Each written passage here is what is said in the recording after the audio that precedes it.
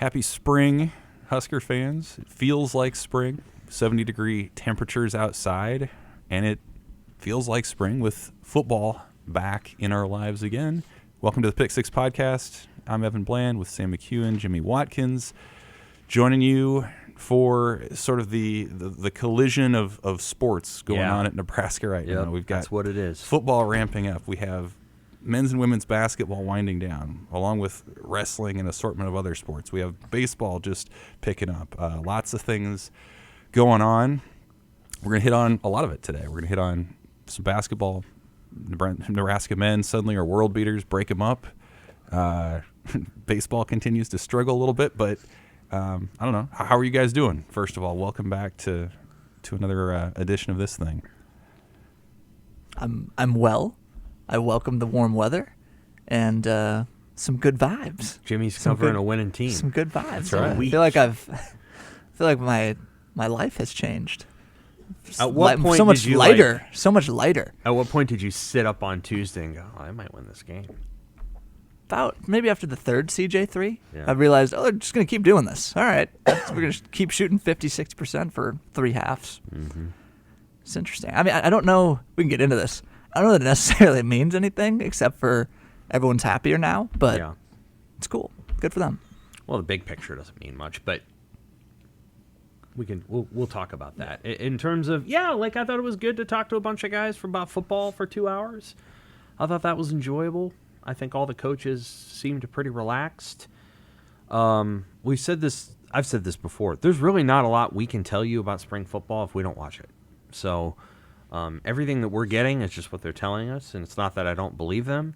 But, you were in an interview on Monday where a guy said, literally, I cannot tell you who I'm praising because if I do that, it might piss off somebody else, and we don't want people to go to the transfer portal. So the minute that you hear that, it's almost like you're like, were all those comments about Sevion Morrison 3 weeks before the season last year really about him not transferring, or were they actually that he was playing well? And so we're in that moment now where, like, if we can't see it in practice, we have to go on their word. And, you've got some coaches kind of honestly saying, hey, listen, I'm going to have to modify how I talk about this stuff because I don't want guys to leave. Mm-hmm. And that's a hell of a thing. So, I think we're good. Women's basketball starts their Big Ten tournament journey tonight against Illinois. They should win. Illinois is a weird matchup, but they should win the game. Illinois is a terrible team. And then the men's basketball team is what it is. And then Big Ten wrestling this weekend, which we probably won't talk a ton about. But to say this, Nebraska's going to host it. It'll be at PBA. It's probably going to be a full crowd. It's going to be a hell of a lot of fun. I'm going to go. I'm looking forward to going just as a sort of a spectator.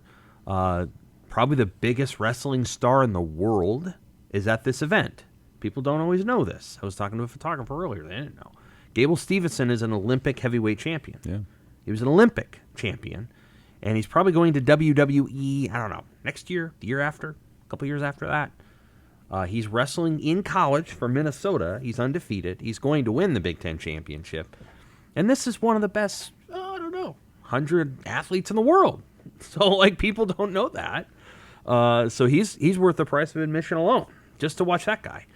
But it should be a lot of fun. Nebraska will finish, 4th, 5th, 6th, somewhere in there. And they'll send their usual group of great wrestlers to the NCAAs and have their top 10 finish. And so this is like the best college wrestling tournament of the year. This is tougher than the NCAAs because the top 3 teams, and then 3 more top 10 teams are in this event.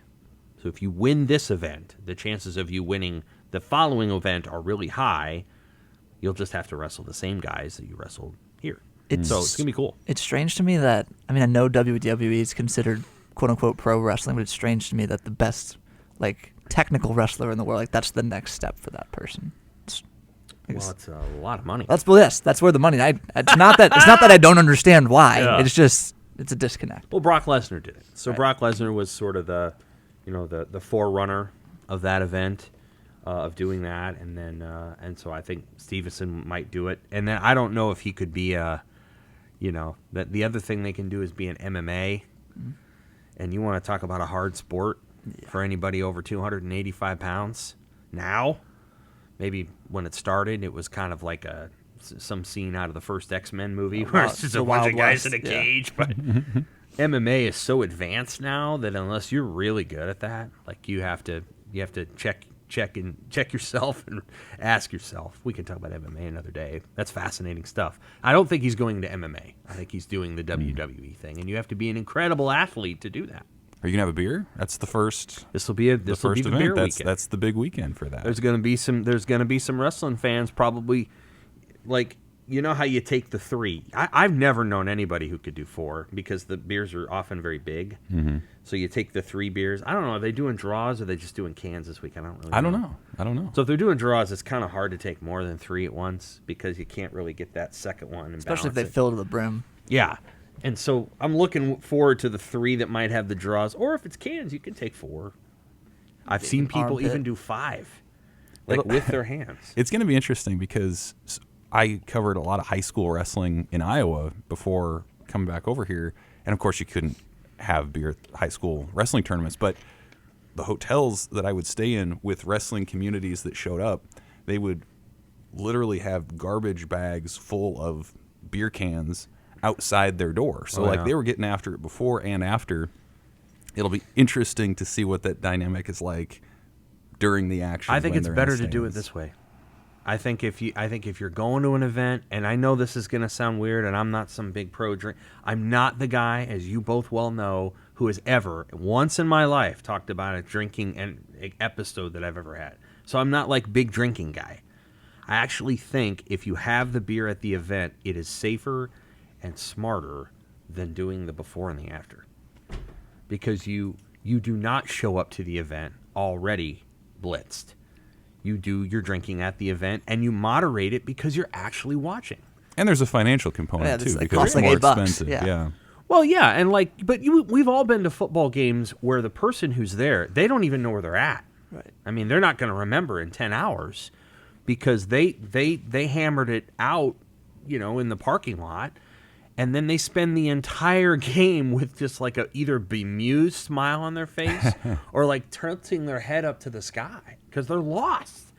And I think when you have the beer in the stadium, it actually makes it less likely that a person's going to be like that, because you just don't drink. You just can't drink enough during a sporting event to really get there. Now, I've heard the NFL is an exception, and I haven't been to enough NFL games and seen enough drunk people to know if that's an exception, but I also believe in the NFL. The NFL draws a clientele that does all the drinking out in the parking lot, then does more in the stadium, and it's more of a gladiatorial, you get in the upper reaches of stadiums, and done this As at someone who times. grew up in Cleveland, with I would say, a more than modest tailgating scene outside of Browns Right. games.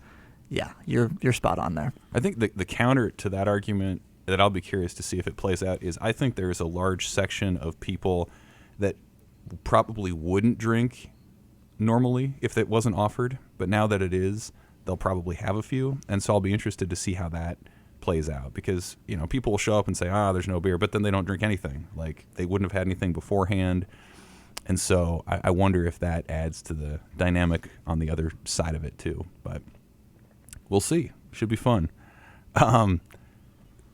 Spring football. I always kind of like these discussions when we have these sort of fire hose events where everybody talks, right? We had, 5, 6, 7 players. Scott Frost spoke, all 10 assistants. I thought we could just talk a little bit about what we heard, because we were all at different tables for a lot of that, a lot of different conversations and side conversations and things like that. What stood out to you guys? Because as Sam said, we're not seeing practice. We know kind of what the storylines are, or there's some things that stood out to you as interesting or different kind of from what we knew going into this thing from Monday? Go. I think there's an element of monotony to some of this stuff, like the podium stuff where, hey, who do you think is standing out in your room, Garrett Nelson? Like, who's the linebackers that are working out, right? You ask defense players, which running backs are running hard as no pads? What are they basing that off of? It is interesting to me, though, who was the first names to come out of their mouth.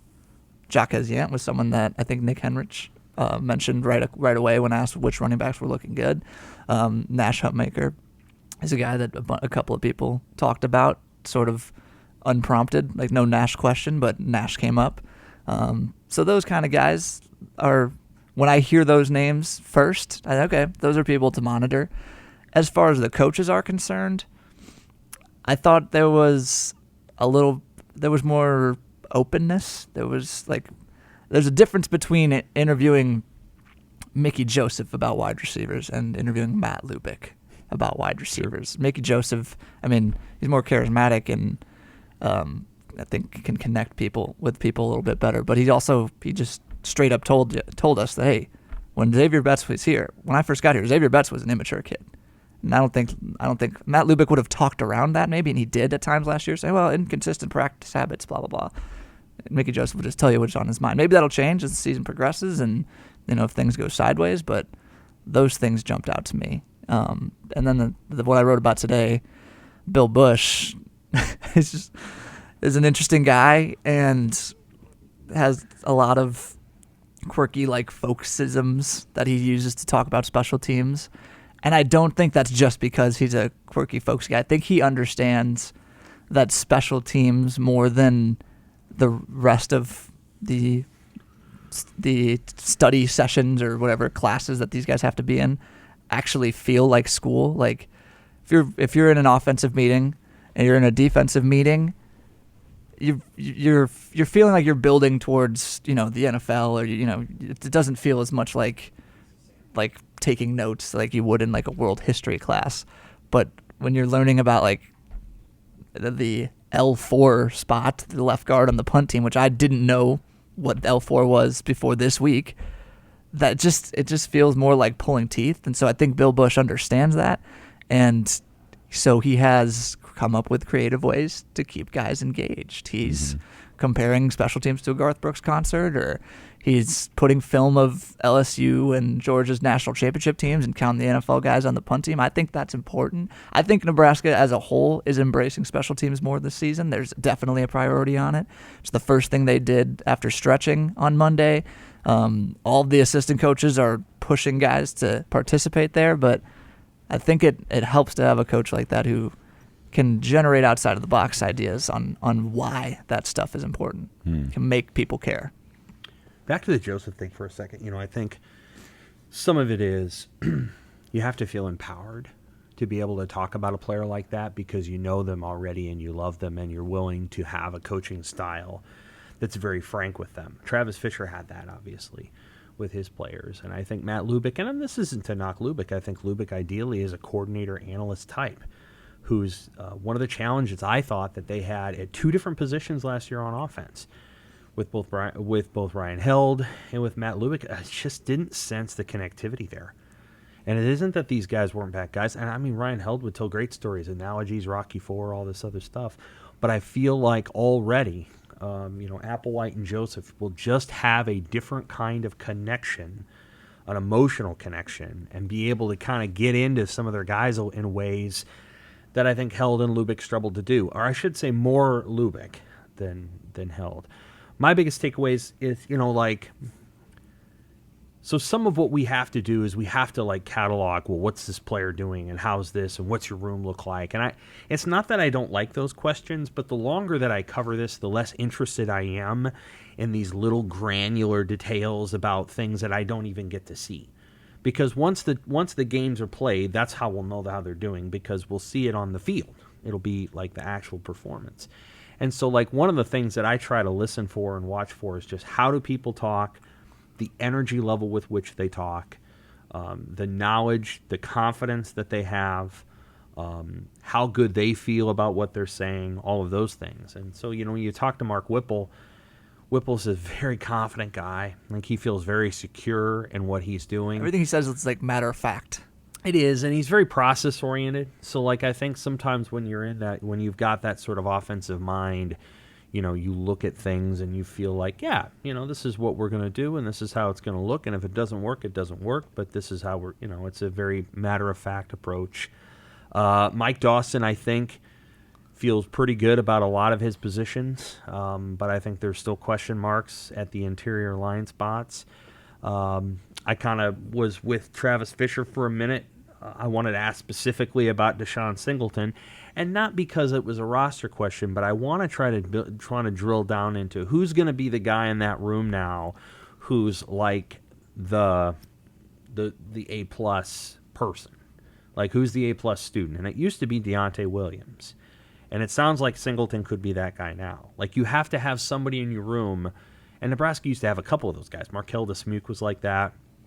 Deontay Williams was like that. I think Cam Taylor-Britt was kind of inconsistent in that area for much of his career, which is why it was a little surprising to me that he was named a captain. But, like, I think there's a kind of, you're looking for somebody in that room who's kind of like a quarterback, and I think maybe Singleton is that. Talk to Chenander for 10, 15 minutes. I think they just have question marks at a whole bunch of positions, and we don't appreciate how hard it's going to be to replace JoJo Domann. So as I came out of there, and I said this during the video with Jimmy that we did afterward, I came out of Monday feeling like the offense, while it has many question marks, has a very excited and motivated coaching staff that's ready to get this thing going, and will probably have that offense fairly ready. And I think the defense has all of those things in terms of the staff, but I don't think they have 11 yet. Ideally you want 22. Nebraska's had about 15 to 16 last year. I don't know if they have 11. I don't think they feel great about 11 yet. I think you can think about that in your mind, and you can think, well, Ty Robinson, Casey Rogers, Garrett Nelson, Caleb Tanner, Nick Henrich, Luke Reimer. We feel good about them. Then Quentin Newsom. Then what do we feel good about in the secondary? Oh, by the way, Casey Rogers and Luke Reimer are hurt. Yeah, they're not even in camp, really. Like seven guys, maybe you feel good about it just doesn't. It's a question mark there of, like, I've always felt like with recruiting, you got to recruit really well on the defensive side of the ball, and you have to recruit great athletes, because defense is a reactive side of the ball. You can scheme it up. And Michael Severe, who used to work here, disagreed with me completely. Michael would always say, you can come up with a scheme for defense. It's offense where you can have the playmakers. I'm like, nope, I don't agree with that. I'm like, I've watched Iowa do this shit for years now with their offense, but their defense has got dudes. And I just always disagreed. I'm like, get your athletes and put them on defense, because that's the reactive side of the ball. And I feel like I just don't know if they're good enough on that side of the ball in terms of talent. The scheme is good, and the coaches are together and all the rest, but, do they have the guys that can make the plays that really count? And I just don't know. That's a big question mark for me. Yeah. I mean, I talked to Travis Fisher for a while, and I feel like the secondary is sort of a microcosm of what you're talking about, Sam, where they've had some success there in the past. There's major roster turnover, and so to me the question is, what is the value of that continuity and that institutional knowledge? Because, as Travis Fisher said, his first year or two at Nebraska, he was chasing guys around town, making sure they go to class. And now the culture, if you want to use that word, the standard is set. Like, the guys there know what the expectations are. The older guys have gone through it, and so the younger guys sort of have this ramp up where the older guys are telling them what to do. And so, while on offense it's this totally new amalgamation of ideas and thoughts and brainstorming and putting it together, like, the defense collectively has this identity. And so it'll be fascinating to see how valuable that is for some of these younger guys coming in, whether that's Noah Pola-Gates, who takes on a more prominent role, Miles Farmer, who's started a little bit as well. I think that part's really fascinating, is what is the value of continuity, because we talk about it all the time with the transfer portal and people coming and going. How much can Nebraska plug and play on offense with some of the additions they made in the portal? And I think the defense is sort of the other end of that. How much can sort of building from within, even after all this turnover, turn into something different? So I think that's a big, interesting, bigger picture thing. I had Donovan Raiola duty again, the new O-line coach, who I thought was much better this time around than he was the last time around. And to me, that was because he's just more acclimated to the situation. He could name players that, 2 months ago, he was a week in. He didn't know who guys were. And so he can name players. He can talk about their personalities. He has a better sense of maybe who can start fitting where. Center remains, I think, a big question mark, who they worked out there on the first practice, Ethan Piper and Trent Hickson. And they mentioned Turner Corcoran, which I thought was, I mean, he's not in camp, obviously, but they mentioned him as someone as a candidate there. I thought that was interesting. So Raiola had this line of, you can't just plug a guard into center and go with it. Like, it takes a special person and a special communicator. And to me, the way that they talk about that suggests that they don't feel confident that they have that person yet. Maybe that person develops this spring. Maybe that person is a transfer eventually. But my read was that they don't feel great about that spot just yet either. So I don't think they've recruited the spot well. I mean, just in general. I think Cam Jurgens was as athletically a great plug-in. I don't know that I would describe Jurgens as a big vocal leader. In fact, I'm pretty confident he wasn't. Mm-hmm. And prior to Jurgens, I think Tanner Farmer was sort of a good communicator. The 1 year he was in that role. Yeah, he did well. But then when you look back previously, it was Mark Pellini or it was Dylan Utter or, I think Pensick was pretty good. Cole Pensick many years back, but they have not recruited that position the way they once did.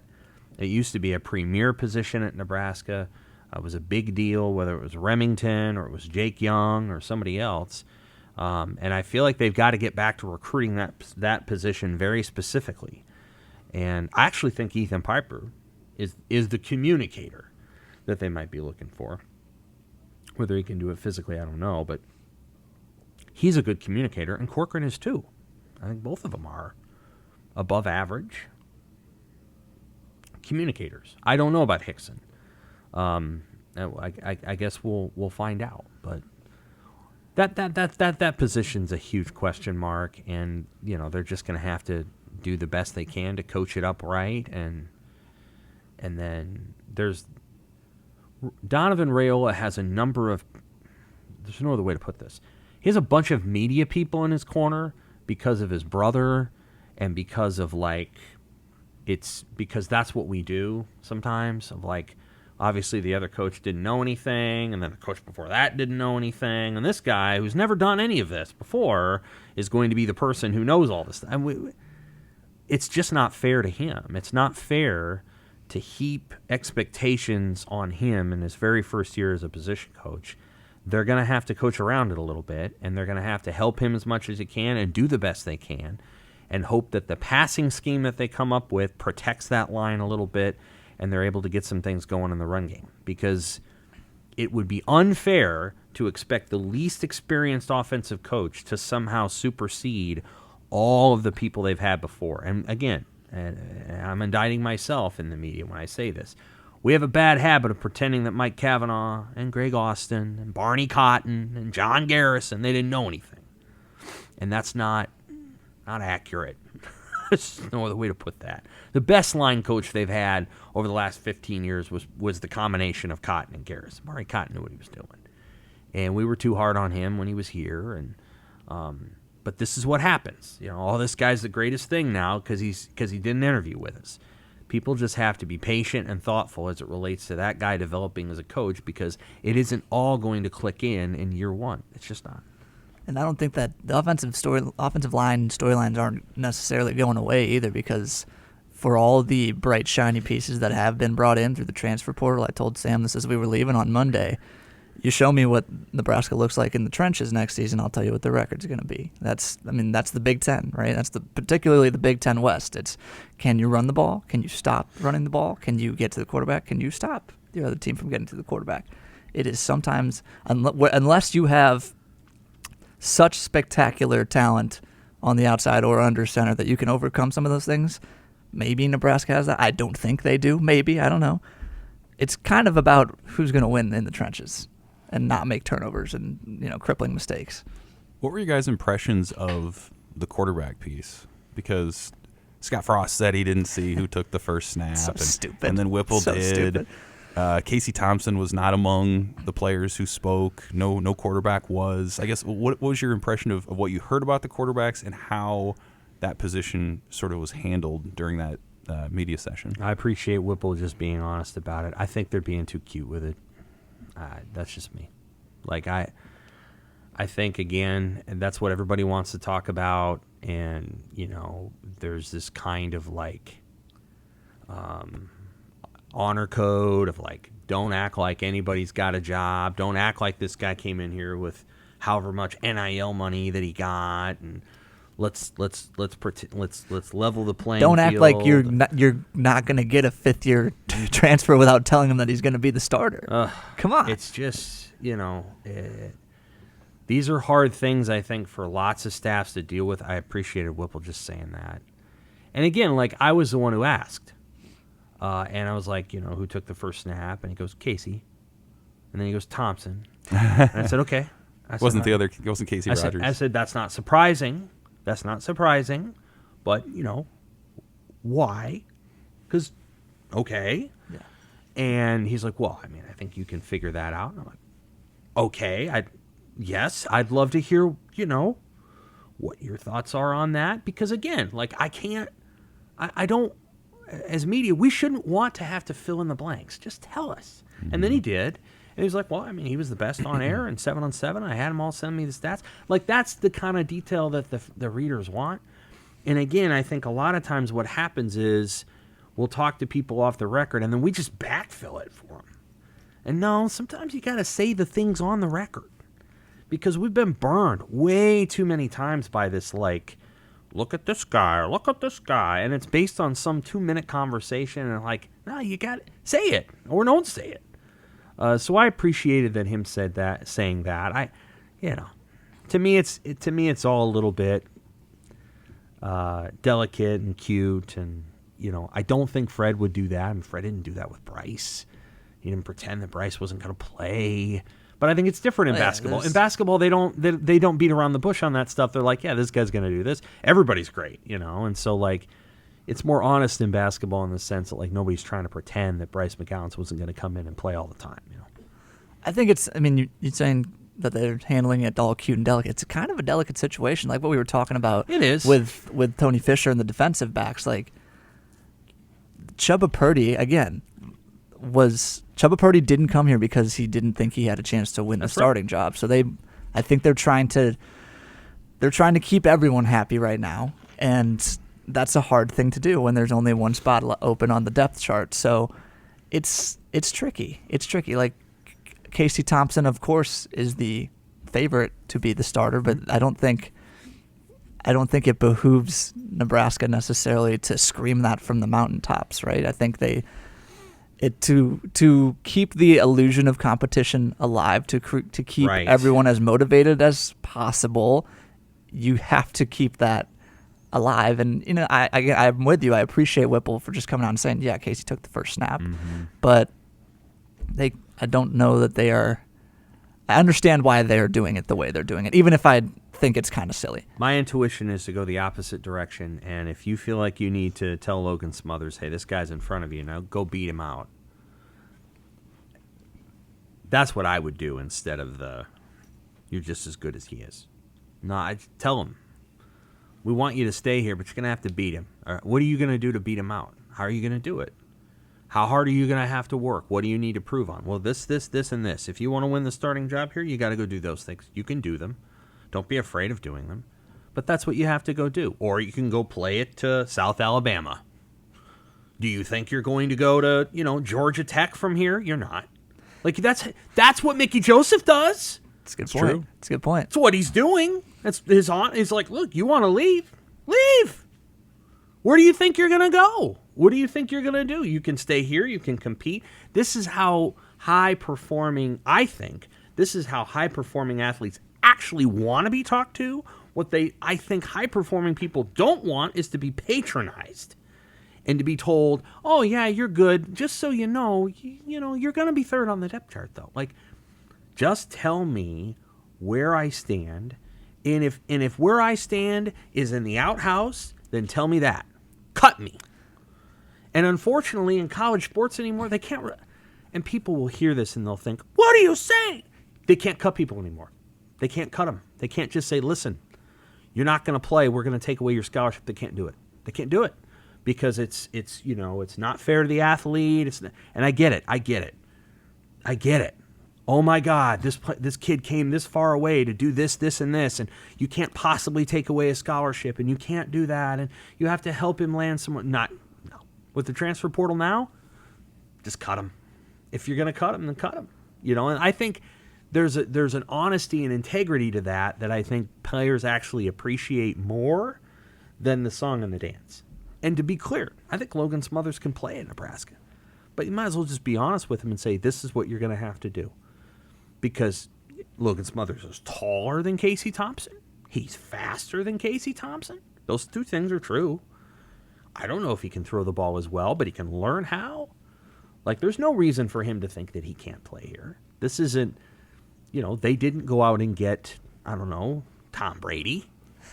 So, compete. And that's what I think that's the thing that you'd like to hear. For whatever reason, Frost has always been just, reluctant on that front. And I think as he has more success as a coach, I think he'll be less like that. I think being a former quarterback plays into that too. Yeah, it does. And I think he has a sensitivity to the way that he was treated here, as rightly so. And he didn't deserve to lose his job. But there's just a kind of, we want everybody to think that they're involved with it. And I just think it's a general ethos within college athletics. And again, I'm not saying that it's necessarily bad, but we're at a moment now where college kids leave at the drop of a hat. Mm-hmm. So we're almost at that moment where we can drop the pretense of patronization and just call it what it is. You're not going to play, or we're going to move on. Here's the portal. What's wrong with that? Because players are starting to do the exact same thing too. This team isn't good enough for me. I'm going to leave. Wandale Robinson had every snap he ever could have wanted at Nebraska. It wasn't good enough for him. He just left. And, so maybe in the balance of power we can get to a point where now that the athletes are paid, there doesn't need to be this sort of, ceremonial feel-good thing that a lot of them have to go through. It would just be easier if everybody could just be honest about it. There's also, this exists in the NFL too. Coaches you draft a quarterback number 1 overall, and your other guy is some dude who only played his last football game at Central Michigan. They're well, it's gonna be an open competition. It's just right. There's I know. This is across all sports, just some weird thinking that every depth chart spot, sharing any depth chart information is a disadvantage, and you're giving someone a competitive leg up on you. Remember last year when they weren't putting out a depth chart for the first couple weeks? It's just there's a lot of weird stuff like that in sports. I feel like Nebraska football dances around a lot of things that it doesn't have to, and because I don't think they're that important. If I thought a depth chart was that big of a deal, then I would say it. I just don't. Harbaugh does that stuff too, and I just don't know that it does a whole lot for you. I think it's a quirk, and I don't know that it has a lot to do with winning and losing games and all that other stuff. We've seen a lot of examples of it. There was the Minnesota game where Adrian Martinez warmed up and then he didn't play. Oh, yeah, I know. Where they didn't put out a depth chart for half the year until things were really obvious. There's a lot of examples of that, but it's you have to be good at the basic things and the good things before you can get into the minutia of the sportsmanship, I guess, or whatever you want to call it, of that side game. You got to be good at the main thing before you can work on the side thing. That's fair. And we're not going to probably see practice this spring. I don't think it was on the schedule. Given the way we overreacted to Logan Smothers last spring, I guess I'm not surprised, because we went to spring practice and then everybody said he was never going to play because he couldn't throw the ball. Oh, he was reworking his throwing motion. In a drill. Yeah, right. Everybody became, Tom House or whatever the quarterback guy is, everybody became that. And then it was, Heinrich Harburg's going to be the number 2. And then it was Logan Smothers is actually only 5'10". Just absurd conclusions from, 35 minutes of practice. It was, you can't just, the problem is you can't just go watch practice and go watch practice. You have to have 100 conclusions from it. That's what's from tough. One practice, one segment of one practice. Unless you get in the habit of watching 10 practices, then it's hard for you to know what really matters and what doesn't. If you only watch one, then you overemphasize whatever happened in that practice to too great a degree. So if you're Nebraska, you might as well just say you can't watch any, or watch them all. As opposed to one. Yes, well, yeah, right, exactly. That's the way the NFL does it. That's the good stuff. There's nothing wrong with that. I to be honest with you, I wouldn't want to be over there for 25 hours, but that's how you would know. That's how you would know who was, really doing well and who Right. wasn't. And then the coaches wouldn't have to sit there and dance around it. They could just say, well, you saw it. Right. And our questions would be tailored toward, well, that guy had 5 catches today. What are you seeing out of him? Well, yeah, you wouldn't have to, who played well? Mm-hmm. Speaking of playing well, Hey. Nebraska men's basketball, 2-game win streak, top 25. So, what was that streak that they ended? Top 25 opponents. 24 straight losses to top 25 opponents. Last win was March 14th, 2019 against Maryland in the Big Ten tournament. So First ranked win under Hoiberg. Why did it happen, and is it sustainable? It happened because they shot the ever-living crap out of the ball Penn State, 2 halves, 1 half against Ohio State, some struggles in the second half against Ohio State. Ohio State helped. Ohio State played some pretty dreadful defense. It's not like Fred wasn't having to come up with a lot of beautiful game stuff. It was, hey, Bryce McKewon to drive past that guy and dunk. Thumbs up. We all did it. C.J. Wilcher, they lost him off screens. He's the best shooter on the team. He made 3 threes. Thumbs up. We all did it. That sort of stuff. In theory, and here's the things. Here are the reasons why Nebraska. You still have to take advantage of those mistakes, right? Nebraska was more patient on offense. They moved the ball. They were more cognizant of where their teammates were at.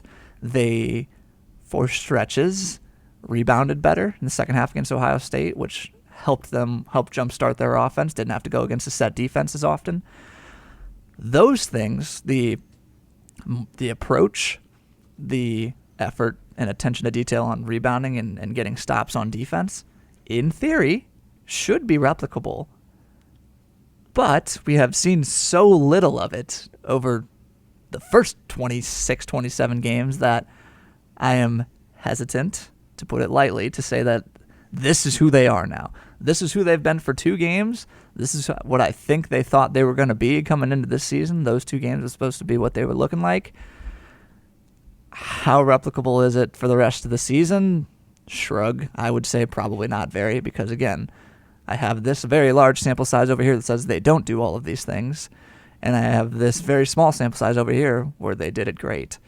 And it's worth noting that they got off to a really good start in both of those games. This is a team that is notorious for, as Alonzo Verge said, taking a punch and not knowing what to do.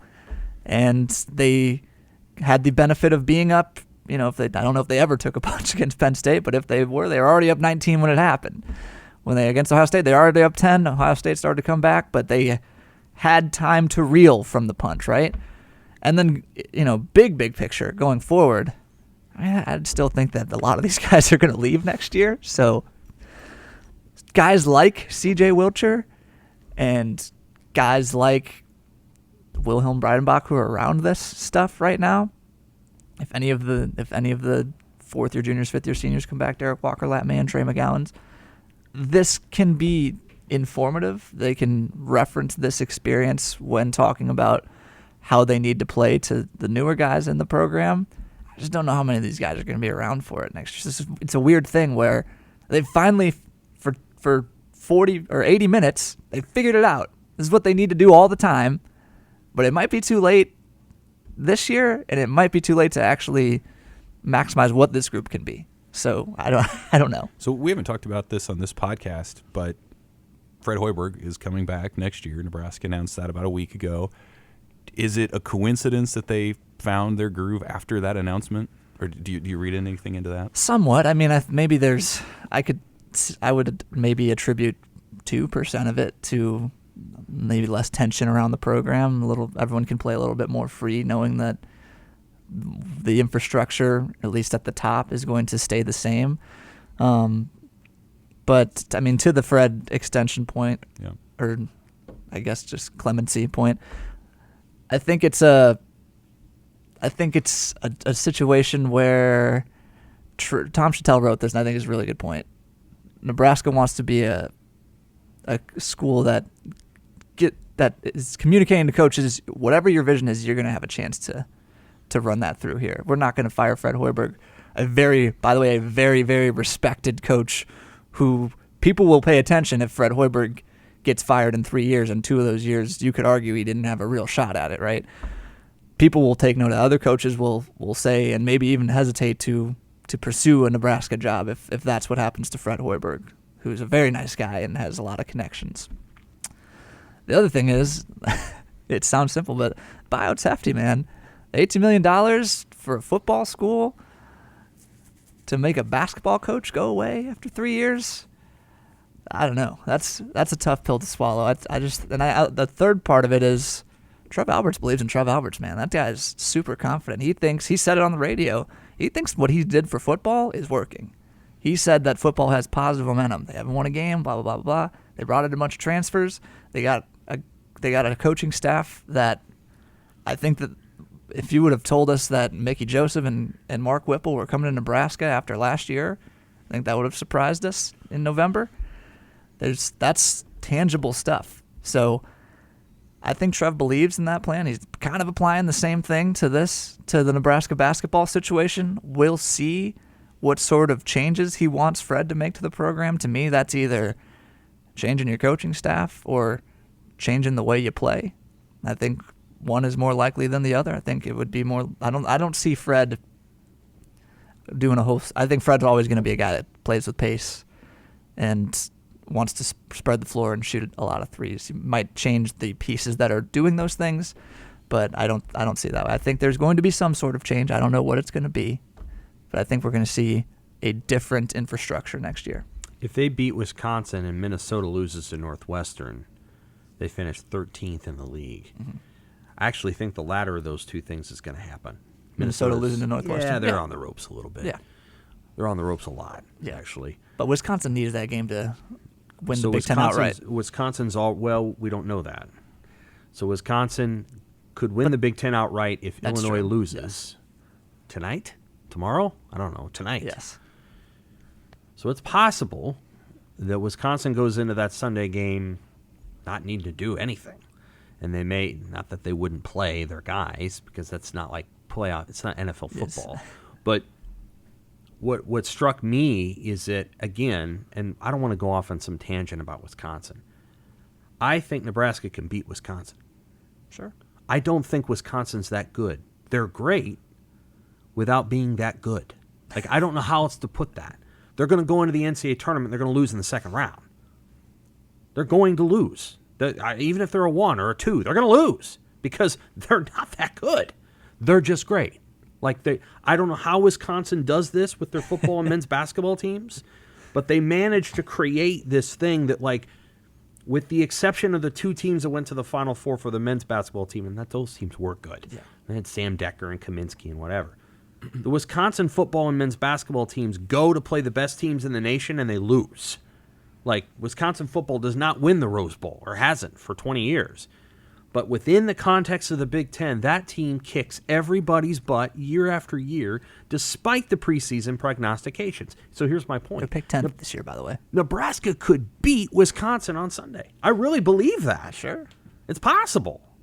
Now, if you told me Nebraska was playing, I don't know, Northwestern, I don't know about that. But Wisconsin? Is it possible that they could go and pull that off? Or Iowa? I don't think they can beat Iowa. I've told you that before. I don't think they can beat Iowa because Iowa's going to do what Nebraska does, only a little bit better than when Nebraska does it. But Wisconsin, I think they can beat Wisconsin. But what does that mean? What? How big of a deal would that be? Okay, here's what I'm saying though. They beat Wisconsin. Let's say there's a transfer out there that sees that. Is that? Could be tangible. Proof positive? Could be. I mean, is this helping them right now? I don't know. I don't know. I don't necessarily believe in this concept would this help convince Bryce to come back? That kind of thing? I think Bryce is gone. He's going to the NBA. I think he's gone. Willing to be drafted in the second round because I don't want to play another year at college? I don't think he's going to get drafted in the second round. Okay. I think he's going to... As a scorer, I don't think he'll be a lottery pick, but I do think his draft stock will go up because when you get Bryce in a private setting where, playing against chairs or one-on-one guys, like he's gonna look really, really good because he's very skilled. So Sure. I think he'll creep up draft boards a little bit, and he's probably creeping up draft boards right now a little bit. Well, he because didn't he's hit playing pretty well. He hit threes against Ohio State. Tell you that much. Didn't hit threes. It's true. If he can't hit threes in the He's got little combine events they do, it's true. how's he gonna go in the first round? Well, I think he's gonna hit. He's got a smooth stroke. So, and he shot like Is 40. he John Moran? He shot over 40% from three in high school. He is kind of like John Moran a little bit. He's not 6'3" not like quite John that Moran. explosive. Not quite that But explosive. John wasn't a great three-point shooter. Sure. So I think of a couple of players in the NBA, De'Aaron Fox and John Morant, of two players that went to the NBA, were not great three-point shooters, but were literally the most explosive players to the rim. Both have become better three-point shooters since they got to the NBA.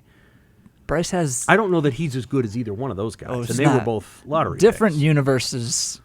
Like John Moran is just in a different echelon from everyone else. I think Bryce has a mature skill set offensively, like his footwork and the way he his pivoting and his the way he attacks the basket. Not necessarily always blowing by guys, but the way he can step around guys. He's always under control. That stuff is what makes him an appealing case going forward. And the fact that you can, as an NBA team, say, "Oh yeah, we'll just put 20 pounds on that guy," like that. You can just kind of guarantee that to a certain extent.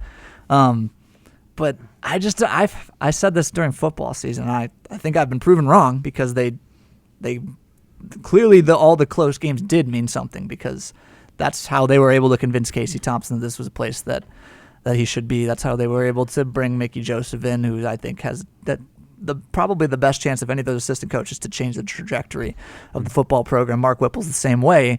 He was thinking about retiring, and he thought this was a program close enough that, okay, I'll spend some time here. We'll see. If they beat Wisconsin, maybe that can bring in an extra transfer. I just think that they're going to kind of be able to grab what they need to grab anyways, because of the same reasons they've been able to. Fred's played. Presuming the guy that does all that is there. Well, I mean, Fred will always be able to pitch.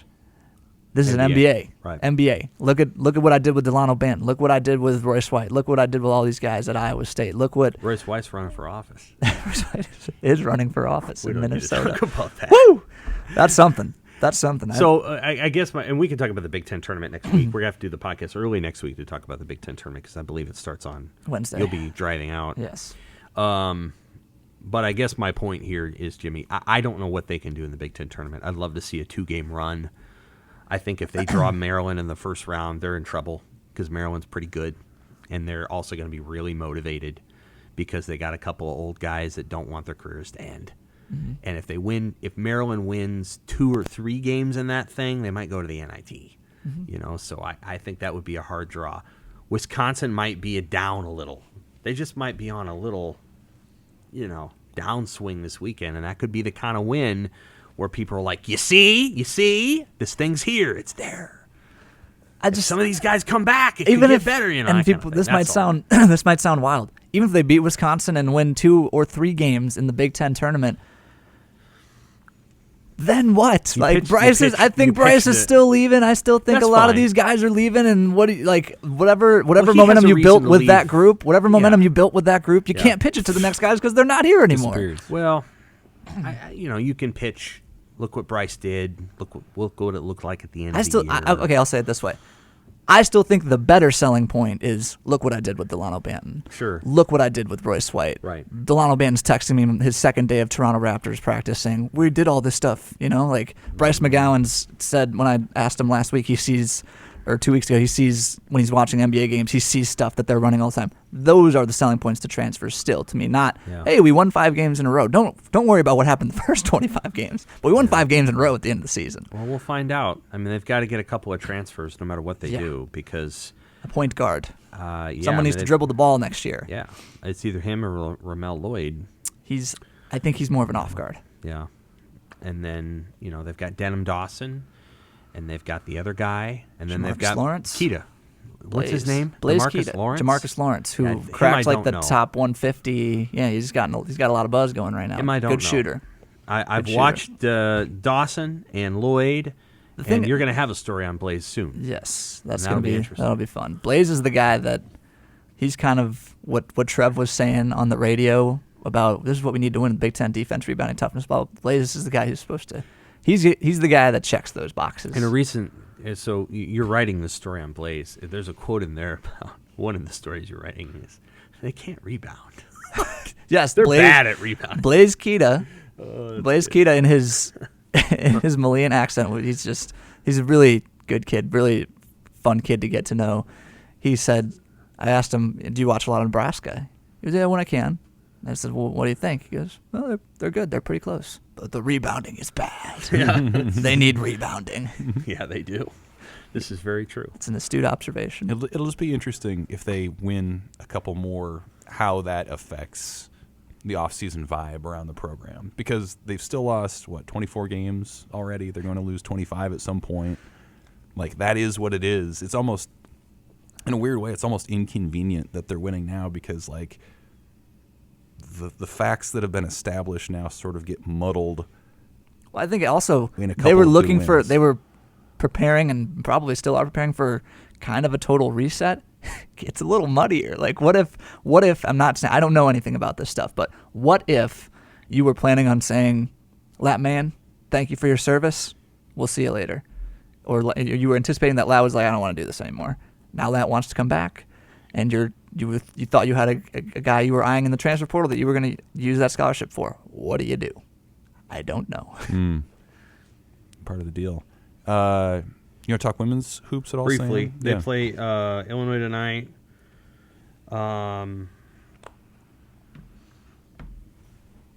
Okay, so the women's program is probably in the NCAA tournament. Amy Williams was able to say that yesterday, and Amy Williams is one of the more cautious people that you'll ever talk to. On Tuesday, she said, we feel like we're in the NCAA tournament, and we're going to act like that. Whereabouts in a seating range? Yeah. So right now they're projected. There's very few bracketology protections out there. ESPN has one, and it's pretty frequent. There are 7 going to Austin or Waco or something like that. Iowa State could also be a 2, so they could go there. There are 7 right now. Their NET is in the low 20s, which if you're just going straight on NET would put you in at about a 6. Right, because the NET, if you were at 20, you'd be a 5, and so on and so forth. So 6-7 range for their NET right now. If they won the Big Ten tournament, and I'm not saying they're going to do that, but if they did, I think they might be a 4, and if they were a 4, they would host. They would host a pot. They've got to get to 4. They have put in a bid for it. So they basically need to win the Big Ten tournament. If they do that, they would then be 26-7, and I think they would get it. Because at that point they would have, right now they have 2 quad 1 wins. If they won the Big Ten tournament, they would have 5. And their record in quad 1 and quad 2 would be really good. It would be like 12-6. So they would get it. I don't think they're going to win the Big Ten tournament. They play Illinois tonight. I think they'll win tonight. Illinois is a weird matchup. They should win. But, sometimes Nebraska goes to the Big Ten tournament under Amy, and they don't shoot very well. What if they don't? What's the back end of the seating possibility? Like probably not high much end is if they 4. lose tonight. Yeah. I don't know that they would go down much. Maybe 8 or 9. Because you've talked about avoiding that 8-9 line to avoid those Preferably number you'd 1 like to. seeds. You would rather be, and this sounds goofy, you'd rather be an 11 than an 8. Yeah. Because you don't want to have to face a number 1 seed. Usually those teams are just total wreckers, and they just crush teams. There's a couple 2s this year that are tough. UConn now has Paige Bucher's back, and I don't think UConn will get to a 1 line, so you don't want to be opposite them. So we'll see. I think there's a chance for Nebraska to get up to a 4 or 5, but it would require them winning 2 or 3 games in the Big Ten tournament. To win the Big Ten tournament would get them to a 4. That would mean beating Michigan, Iowa, and what other team came from the other side, which I would anticipate being Maryland. If you were to ask me to pick a favorite to win the Big Ten tournament, it is always Maryland. The team that would second most likely to win the Big Ten tournament would be Iowa or Ohio State. So I think Nebraska have a really hard time beating Iowa. Iowa's men's and women's team are very similar. They're hard to beat if they're hitting shots, and Iowa has one very specific player in Caitlin Clark who, unless you're willing to rough her up, I mean rough her up and foul her and kind of push her and shove her and do all those other things, she's going to score 35 points. Whether she has the ball or not. Like, grab her when she's running around screens. Gotta go bad boys to her, Michael Jordan. You have to Jordan. be willing to rough her up. And I don't mean like in a football game here. I mean, you have to be very physical with her, and you have to accept that you're going to be called for fouls. She'll just dribble around and do whatever she wants, and then she'll taunt everybody. And so you have to make a conscious choice. And Nebraska's just not that team. Nebraska's not the team that's gonna flop and fake a flop. They're not going to do that. That's just not who they are. So, there's a lot of different things in that mix. I think they'll win tonight. I think they might beat Michigan, and then I think they'll probably be eliminated. But if they win the Big Ten tournament, they're going to host an NCAA tournament, and that would be a zoo. That would be a zoo if they were able to do that. Like, it would be, 15,000 people in that arena, and it would be just like it was on No Sit Sunday. That's how many people would show up. It would be really special to watch. That would be cool. If it happened, and I don't think it will, but if. If. Baseball? Baseball? You went to Dallas, Arlington over did. the weekend. You went and watched them lose 3 times at TCU. Ate a little good barbecue, I hope. Yeah. This is a team, you wrote some really good stories from there that will be interesting to look back on if they turn this thing around. But this is a team that, based on what you wrote, was ticked off by Sunday afternoon. Ticked off at the umps, ticked off at themselves. And they should have been. And yes, they were in both the Friday and Saturday games, I would say, for much of the way. I mean, TCU's just good. I mean, they're a national seed every year. Right. They're a College World Series contender. The Sunday game, how it ended, if you guys didn't see, they left the bases loaded. They had a dribbler to third base. Griffin Everett beats it out. Objectively, he beats it out by a half step. And that occurred at first, and Nebraska's dugout was on the first base side. And so, obviously, they saw how that thing ended. And what I didn't see in the moment but have heard was that it might have actually tied the game because the runner would have scored from third, but the runner at second was actually coming around, and in the confusion or the moment was actually breaking for home. And so it actually may have cost them a chance at a tie game in that moment, let alone whatever Max Anderson would have done after that. So, yeah, they were pissed. And that was evident in the moment. That was evident when I was down by the dugout 5 minutes later talking to that group. I think it's sometimes it's hard to play with that edge. They had that edge last year. They were the don't care team last year that was pissed about playing a league-only schedule and all that, and that worked for them. And I think it's hard to have that edge when everyone says how good you are all the time and you're the Big Ten favorite and you're going to host a regional and you're going to do all this. And I think they sort of acknowledged that on Sunday was that we got to play angry. That's what Bryce Matthews said. A couple of the other players sort of intimated the same sort of deal. And what I'll be fascinated to see is how that carries over to this weekend because they're playing 2, I would say, average to below average teams in Northwestern State and UT Arlington. These are teams Nebraska should win at least 3. These are teams that will give up things in terms of errors and hittable pitches and all that stuff that maybe TCU and maybe Sam Houston didn't. So, this is the weekend Nebraska needs to just be Nebraska and not make a lot of mistakes and out-talent the other side. And if they do that, then you can carry the conversation into Long Beach State next week. That gets more interesting. If you go 2-2, it's tougher to say that this team can come out of that down the road. Not to say that they can't, but this is the first weekend, I think, where the opposition is such that it's pretty clear Nebraska needs to take care of the business there. So we'll see. The defense has been better. The hitting, I think, is getting there. The hitting portion, the starting pitching portion, to me, is what's most interesting. They're shaking that thing up this week. I think that's to their credit, and we'll just see how effective that is. Why are they shaking that up, and why did they do that? Well, they're shaking up their starting pitching because it honestly has not been very good. Nobody's gone more than 4 1/3 innings. And when you don't go that far, usually that means you're behind. Your offense is playing from behind, and your bullpen's asked to fill a bunch of innings. And so that's put them at a disadvantage for a lot of this thing. And so they're bringing in Cody Frank, who is a guy who has been long relief the first couple weekends. He was in contention to be a starter. Now he's going to get that opportunity. Kyle Perry, who's probably been their best rotation guy so far who's been there gets that second chance, and then after that it's sort of an all hands on deck things after that. I always find it funny when players say we just need to play angry. Like that's the remedy. How much can, I don't know, swinging harder or looking at the catcher's glove a little bit meaner, how much can that actually make a difference? Yeah, I mean, maybe it's more playing with an edge, right? Like if, kind of the underdog thing. Like, you're out to prove something as opposed to you're out to protect something. I think there's a difference in mentality there. Like, I'm out to protect the fact that I'm the Big Ten co-favorite, as opposed to like, I'm pissed that I'm not the Big Ten favorite, and I'm really motivated to show you why. I don't know. I think in baseball that can show up in just being concentrated a little more. I think it can show up in wanting to take that extra base. It can show up in not sort of just letting the opposing pitcher have their way with you. Like you just refuse to let that happen. It's such a fine line because you also don't want to press. And I think that's where Nebraska's gotten a lot. And Will Bolt said that, and some of the players have said that. When you start focusing, especially in baseball, on the result as opposed to the process, that's when you're in trouble.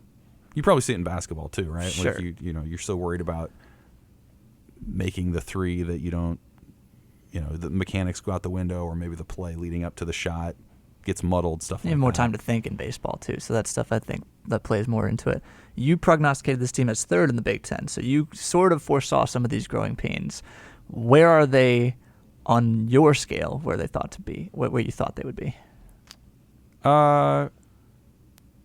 Close. I would say a little bit below what I would have thought. The defense struggling in the first week was weird. They got better with that last weekend. I would anticipate that's what it will be, a lot more solid defense, because that's just something that you can control and that they pride themselves on. The offense, I mean, it's college baseball. It comes and goes. It depends on who you're hitting against. There's a lot of factors that go into that. The starting pitching, to me, this weekend will be really interesting.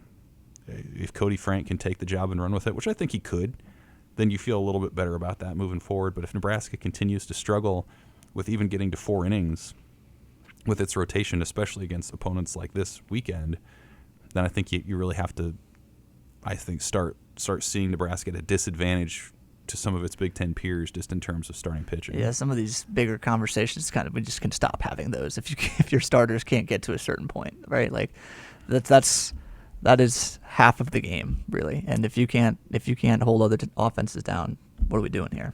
I guess the last point I'll make is there are a couple more non-conference weekends for Nebraska, and it's interesting because of the slow start. If it continues this way, it sort of sets up the way that last year did, where Nebraska played league only, and that was really where you have to prove your point, where you have to make your bones and to build your postseason resume, because they haven't done that to this point. They'll have a couple more weekends, a couple more chances. I think Long Beach especially represents a good opportunity to show the improvement that you've made over the course of a month. But if you don't, that puts all the more pressure on the Big Ten season, which of course we just saw play out for Nebraska last year. Send the people off with a Texas barbecue rack.